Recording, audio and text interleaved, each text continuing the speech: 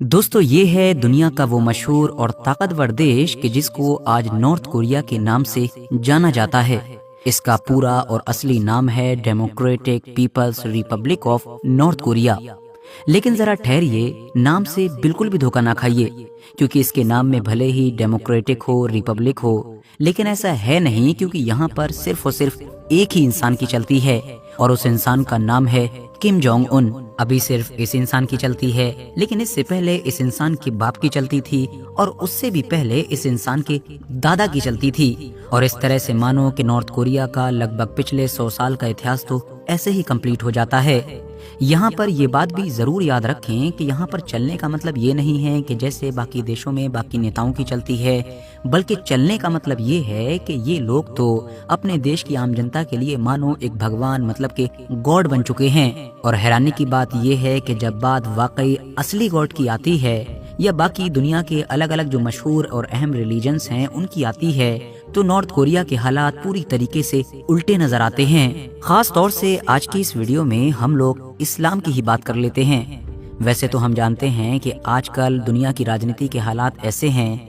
कि दुश्मन का दुश्मन दोस्त होता है वाला जो रूल है, उसके तहत नॉर्थ कोरिया, रशिया और चाइना की तरह ही दुनिया के एक मशहूर, अहम और ताकतवर मुस्लिम देश मतलब ईरान के भी काफी करीब नजर आ रहा है। हर गुजरते वक्त के साथ इनकी दोस्ती भी पक्की से पक्की होती जा रही है। मगर जहां तक मामला खुद नॉर्थ कोरिया के अंदर का है, तो हम कह सकते हैं कि शायद ये दुनिया के अहम और मशहूर देशों में से इकलौता ऐसा देश होगा कि जिसके बारे में ये कहा जा सकता है कि मानो यहाँ पर इस्लाम एक तरीके से बैन है। नमाज, रोज़ा, इन सब चीज़ों को परफॉर्म करना हो, ईद जैसे त्योहारों को सेलिब्रेट करना हो, ये सारी ही चीज़ें आप लोगों को कहीं पर नज़र नहीं आएंगी। आए भी कैसे, क्योंकि इन चीज़ों को करने के बाद इसका अंजाम क्या होगा ये हम लोग जाने या ना जाने, लेकिन वहाँ पर रहने वाली आबादी अच्छी तरह से जानती है। कुरान की जो इस्लाम की सबसे मुकद्दस और मेन किताब है, वो भी नॉर्थ कोरिया के अंदर अनऑफिशियली मानो बैन है। इसको अगर आप लोग पढ़ते हुए, सिखाते हुए या फिर इसका प्रचार करते हुए दिख गए,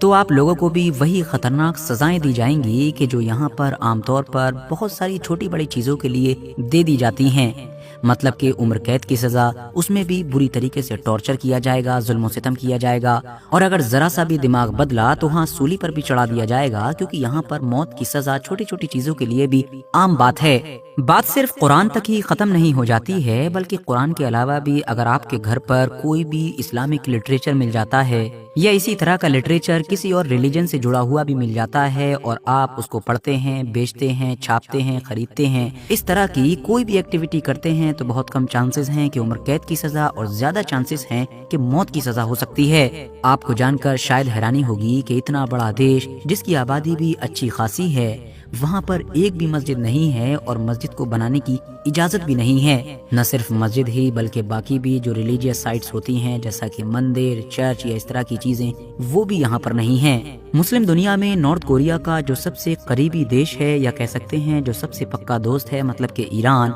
उसके इन्फ्लुएंस में सन 2013 में नॉर्थ कोरिया के अंदर पहली ऐसी मस्जिद स्टार्ट हुई कि जो दरअसल उन्हीं की एम्बेसी के अंदर थी और वहाँ पर उन्हीं के एम्बेसी के लोगों को ही नमाज अदा करने की इजाजत थी। आज भी पूरे नॉर्थ कोरिया में वही इकलौती मस्जिद है कि जहाँ पर नमाज अदा की जाती है। और ईरानियन डिप्लोमेट्स के अलावा जो बाकी भी मुस्लिम देशों के डिप्लोमेट्स वहाँ पर होते हैं, जैसा कि इंडोनेशिया वगैरह, उनके भी लोग नमाज अदा कर लेते हैं। लेकिन हाँ, अगर वहाँ पर कोई नमाज अदा नहीं कर सकता है तो वो हैं नॉर्थ कोरिया के लोग, और अगर उन्होंने उसमें एंटर करने की कोशिश की तो उन लोगों का अंजाम क्या होगा ये मुझे आप लोगों को बताने की जरूरत नहीं है। वैसे मुमकिन है कि अगर आप लोग इंटरनेट की तरफ जाएंगे तो गूगल वगैरह आपको नॉर्थ कोरिया के अंदर मौजूद बहुत सारी रिलीजियस हिस्टोरिकल साइट्स दिखाई भी, मतलब कि अलग अलग धर्मों के टेम्पल, चर्च या हो सकता है मस्जिद वगैरह भी। तो याद रहे, वो सिर्फ दिखाने के लिए है, खासतौर से जो टूरिस्ट आते हैं उनको विजिट कराने के लिए है, न कि इस्तेमाल करने के लिए। क्योंकि हो ना हो, आज भी नॉर्थ कोरिया ऑन रिकॉर्ड तो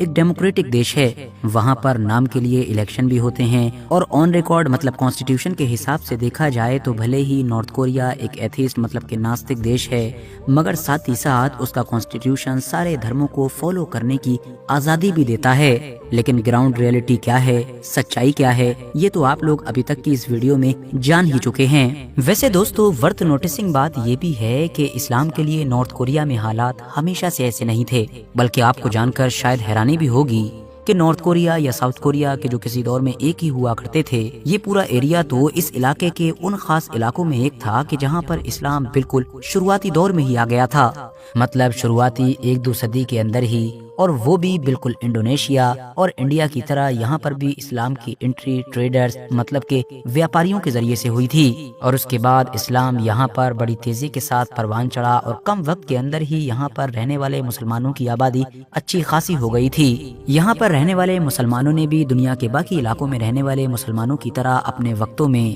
ماسک مطلب کہ مساجد وغیرہ بھی تعمیر کی تھیں۔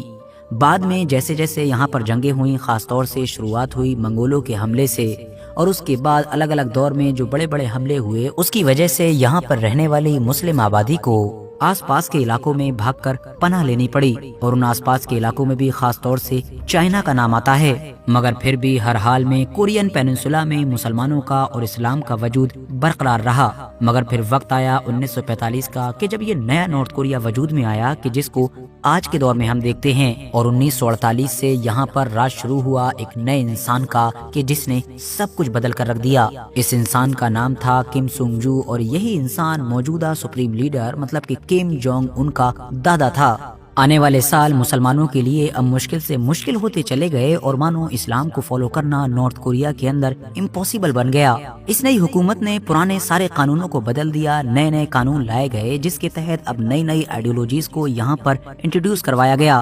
لوگوں کو زبردستی ان کا دھرم چھڑوایا گیا، مطلب ان کو ناستک بنوایا گیا۔ مسجد ہوں، ٹیمپلز ہوں، چرچز ہوں، یا اس طرح کی کوئی بھی ریلیجیس سائٹ ہو، اس کے علاوہ کوئی بھی لٹریچر ہو، کوئی بھی ایسی آرگنائزیشن ہو کہ جہاں سے دھرم کا پرچار ہو سکتا ہے، دھرم کی چیزیں آگے بڑھ سکتی ہیں، سبھی پر کنٹرول کر لیا گیا، اور بعد میں دھیرے دھیرے ماحول کے حساب سے اپنے آپ کو ہی ایک گاڈ کی طرح پیش کیا گیا۔